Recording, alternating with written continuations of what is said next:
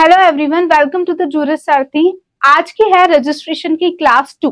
ठीक है, पिछली वाली क्लास में हमने सेक्शन नंबर 15 तक जो है वो कवर अप कर लिया था। हमारे सेक्शन 16 और 16A बचा था। उसके बाद हम चैप्टर नंबर 3 को स्टार्ट करने वाले हैं, जिसमें सेक्शन नंबर 17 को आज हम पढ़ेंगे, द मोस्ट इंपॉर्टेंट सेक्शन जो बताता है आपको रजिस्ट्रेशन कंपलसरी। ठीक है, अब देखो, हमने जब क्लास पढ़ा था तो हमने इसमें सारी चीजें देख ली थी कि किन चीजों के लिए रजिस्ट्रेशन कंपलसरी है। ठीक है, सॉरी, कौन कौन ऑफिसर्स होंगे जो रजिस्ट्रेशन करेंगे और उनके लिए कौन अपॉइंटमेंट देगा। रजिस्ट्रेशन स्टेट गवर्नमेंट जो है वो उनको अपॉइंट करेगी। ठीक है, वो सारी चीजें हमने बात करी थी। अब उनके लिए हमने एक डेफिनेशन पढ़ी थी जब हम पढ़ रहे थे 2 क्लास 2 में हमने एक डेफिनेशन पढ़ी थी और वो डेफिनेशन थी बुक की। उसी के रिगार्डिंग में आपके 16 और 16A आते हैं। वो क्या आते हैं, देखो सेक्शन 16 क्या बोलता है, register books and fire proof boxes. State government जो है वो फायर प्रूफ बॉक्सेस देगी और बुक देगी हर रजिस्टर ऑफिसर में, ताकि जो भी रिकॉर्ड्स है रजिस्ट्रेशन से वो सेफली एंश्योर हो सके। ठीक है, the state government shell provide the office of every register officer book necessary. वो क्या करेगा, हर रजिस्टर ऑफिसर में जो कि बुक जरूरी है फॉर द पर्पसेस प्रोवाइड करेगी। The books of provided shall contain the form. Book जो प्रोवाइड करेगी वो सारी चीजें कंटेन करेगी टाइम टू टाइम, जो कि प्रिस्क्राइब्ड होगी इंस्पेक्टर जनरल के द्वारा। ठीक है, with the sanction of the state government, and the pages of the book shall be consequently number in print, और pages भी consequently number में print होना चाहिए। The number of pages each book shall be certified, और जो number of book जो है ना pages है वो certified होंगे by the title page के द्वारा, जिसके लिए ये book issue की गई है। द स्टेट गवर्नमेंट सप्लाई करेगी office of every register fire book. क्या बोला है, हर एक रजिस्टर में फायर प्रूफ बॉक्स को सप्लाई करेगी। Shall in each district make the suitable provision for safe custody, और सुटेबल प्रोविजन बनाएगी for the safe custody of the records. ठीक है, अगर हम देखें सेक्शन नंबर 16 सीधी सी बात बोलता है, स्टेट गवर्नमेंट एक बुक प्रोवाइड करेगी। ठीक है, हर एक डिस्ट्रिक्ट में रजिस्टर ऑफिसर्स के लिए उस बुक में क्या क्या होगा, प्रिंटेड नंबर ऑफ पेज होंगे, फॉलोज फॉर्मेट होगा जो कि डिसाइड होगा इंस्पेक्टर जनरल के साथ स्टेट गवर्नमेंट के अप्रूवल के साथ। टोटल नंबर ऑफ पेजेस होंगे और स्टेट गवर्नमेंट क्या सप्लाई करेगी, फायर प्रूफ बॉक्सेस को सप्लाई करेगी। अब इसका 16A देखेंगे तो 16A क्या बोलता है कि भले हमने बोला कि 16 में जो भी लिखा हो, हम ये बोल रहे हैं सबसेक्शन 1 में जो भी बातें मेंशन करी हो उनको आप डिजिटली भी रख सकते हो। ठीक है, यही बात बोलता है। Now without standing anything contain in the section 16, ठीक है, प्रोवाइडेड इन द सबसेक्शन 1, ठीक है, क्या बोला है,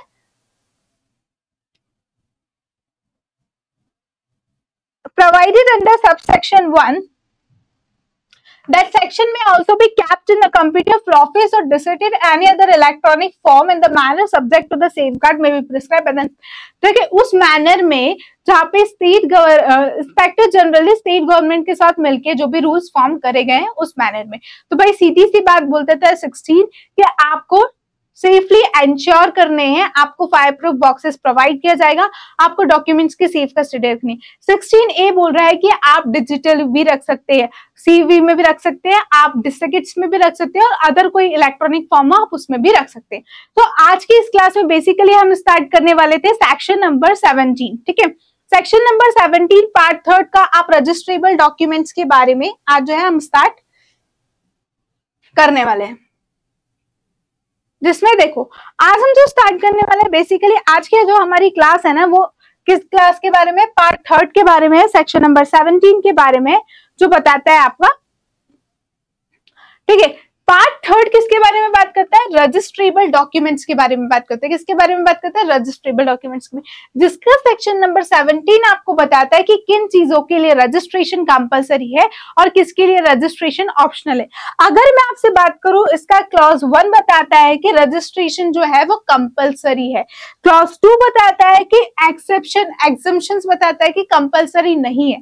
17 की ही बात करें जिसका क्लॉज 1 आपको बता देता है कि रजिस्ट्रेशन कंपलसरी, क्लॉज 2 बता देता है कि नॉट कंपलसरी, कुछ एग्जम्पशंस देके रखे, और क्लॉज 3 बताता है अथॉरिटीज टू अडॉप्ट। क्या बताता है, authorities to adopt.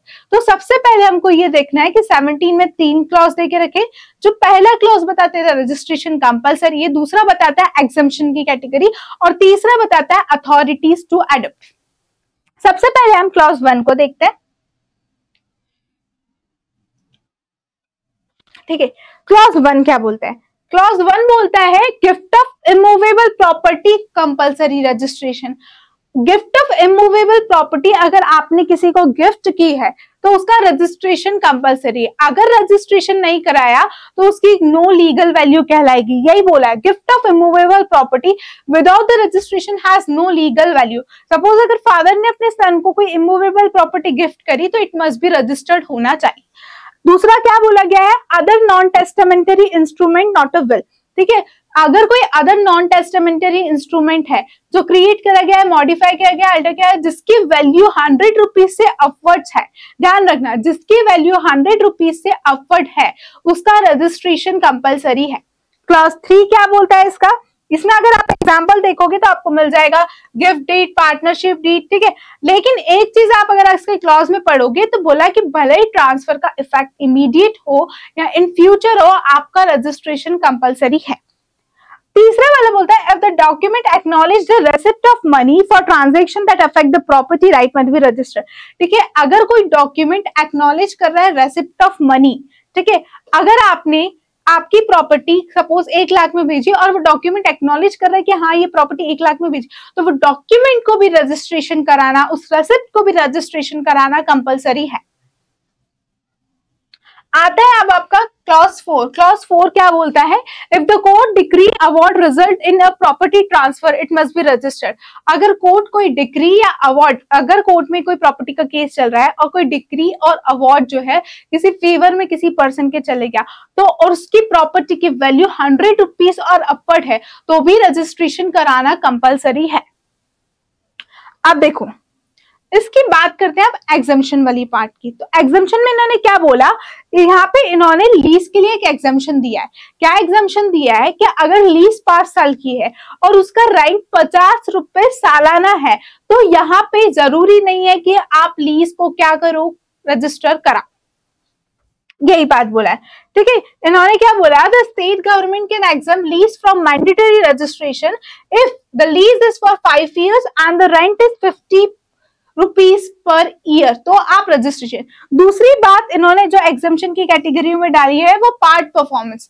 Part performance section number 53A of the transfer of property act के बारे में बताया। क्या बताया कि एग्रीमेंट जो है वो रजिस्टर्ड होना चाहिए, पर अगर वो बना है आफ्टर 2001, ठीक है, एग्रीमेंट जो भी आपके पार्ट परफॉर्मेंस से रिलेटेड है वो रजिस्टर्ड होना चाहिए अगर वो बना है आफ्टर 2001। अगर if not the buyer loses the protection, अगर आपने ऐसा नहीं करा तो बायर जो है वो क्या कर देगा, उस चीज की प्रोटेक्शन को क्या कर जाएगा, लूज कर जाएगा। तो इन्होंने सीधी सी बात दी, अगर पार्ट परफॉर्मेंस की बात है, सेक्शन 53A की बात है, तो आपको रजिस्ट्रेशन कराना कंपलसरी है अगर वो कब से इफेक्ट में आया, आफ्टर 2001। अब इसकी जो एग्जम्पशंस की कैटेगरी है वो देखो,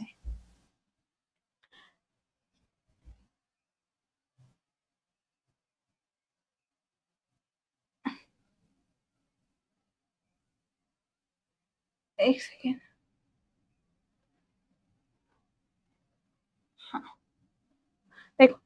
कुछ एग्जम्प्टेड डॉक्यूमेंट है जिनका आपका रजिस्ट्रेशन कराना कंपलसरी नहीं है, जिसमें आता है पहले आपका कंपोजिशन डीड, ठीक है। कंपोजिशन डीड आपको क्या बोला गया है, कंपोजिशन डीड के लिए आपको रजिस्ट्रेशन कराना इतना कंपलसरी नहीं है। Instrument related to the company share, जहां पे मतलब आपके लिए ऑप्शनल है, ठीक है। Instrument related to the company share, कुछ debentures, court decree and orders, but ध्यान रखना कॉम्प्रोमाइज डिक्री की बात नहीं हो रही है।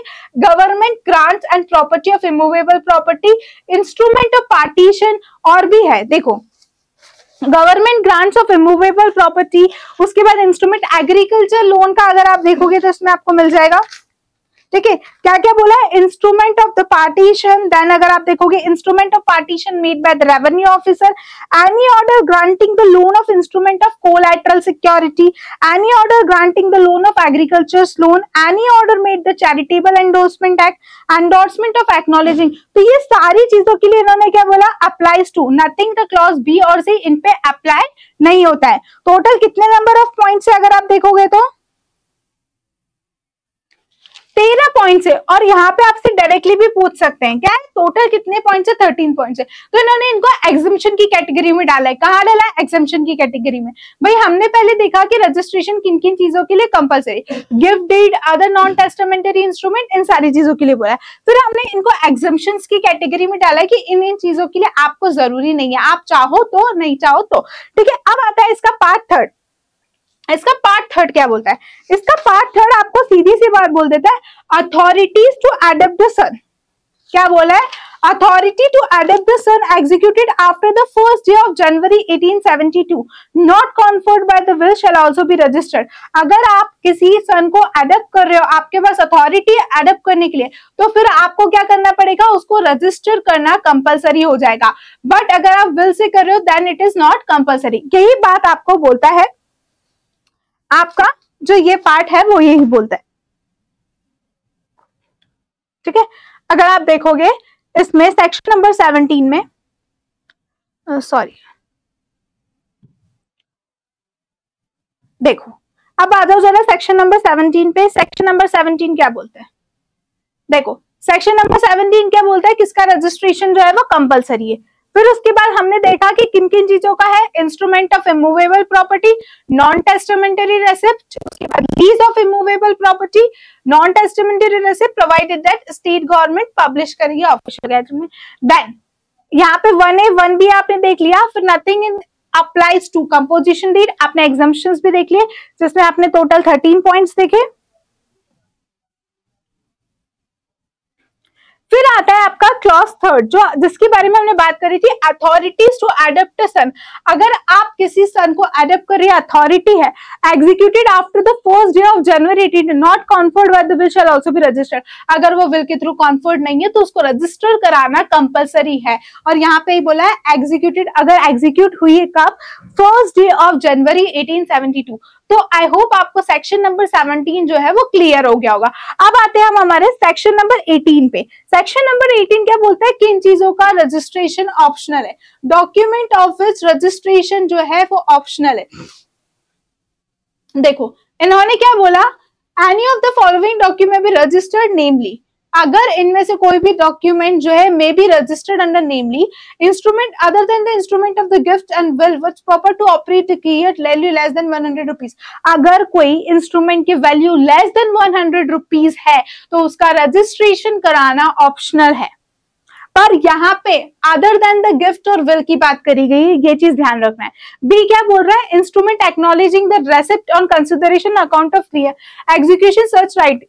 अगेन यहाँ पे रेसिप्ट के बारे में भी बात करी गई है। अगर वैल्यू ऑफ द प्रॉपर्टी पे देखा जाएगा, lease of immovable property not exceeding 1 year. देखो अगर 11 महीने का तो कोई कंपलसरी नहीं, लेकिन पूरा 1 साल का है, ठीक है। अगर मोर देन, यहाँ पे क्लियर बोला है, lease exempted under this section, property term not exceeding 1 year. अगर 1 साल से ज्यादा की नहीं है तो कंपलसरी नहीं, लेकिन 1 साल से ज्यादा का है तो कंपलसरी है। हमने एक और एग्जम्पशन देखा था, क्या देखा था कि अगर लीज 5 साल की और उसके सालाना रेंट 50 रुपए साल का है तो भी कंपलसरी नहीं है। देन सीसी की बात करें तो सीसी क्या बोलता है, instrument transferring assigning any decree order. Again कोई डिक्री और ऑर्डर है जिसकी वैल्यू 100 रुपीज से कम की है तो भी वो ऑप्शनल है। यही बात आपको सेक्शन नंबर 18 जो है वो बोलता है।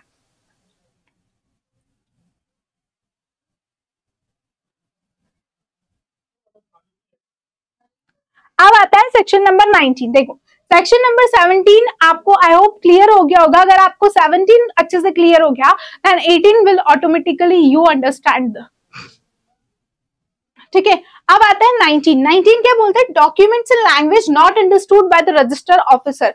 अगर डॉक्यूमेंट में कोई ऐसी लैंग्वेज है जिसको रजिस्टर ऑफिसर नहीं समझ पा रहा है तो उस कंडीशन में क्या होगा, सेक्शन नंबर 19 उस बारे में बात करता है।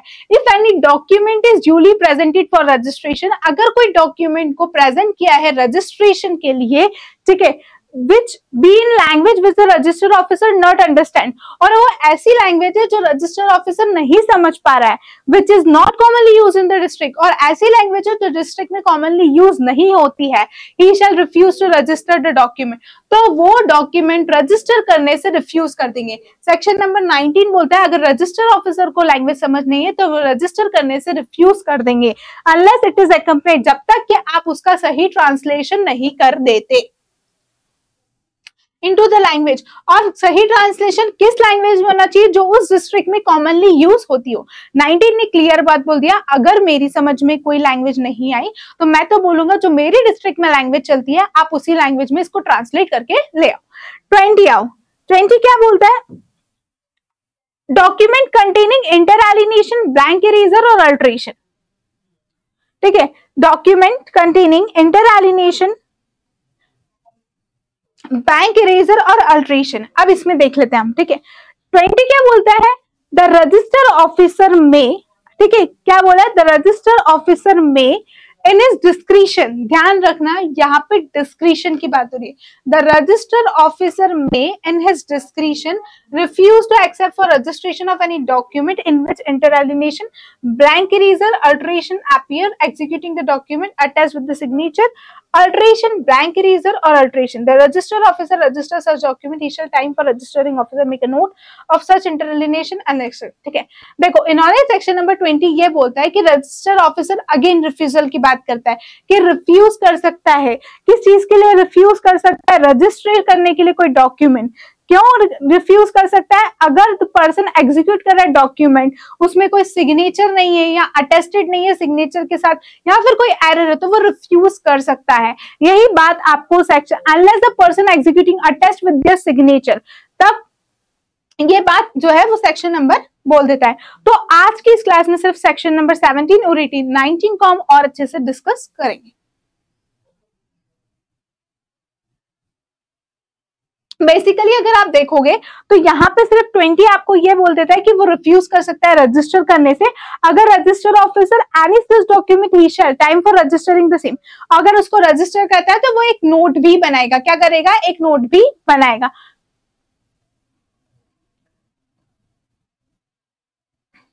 तो इन द नेक्स्ट क्लास हम स्टार्ट करेंगे सेक्शन नंबर 21 से। Thank you.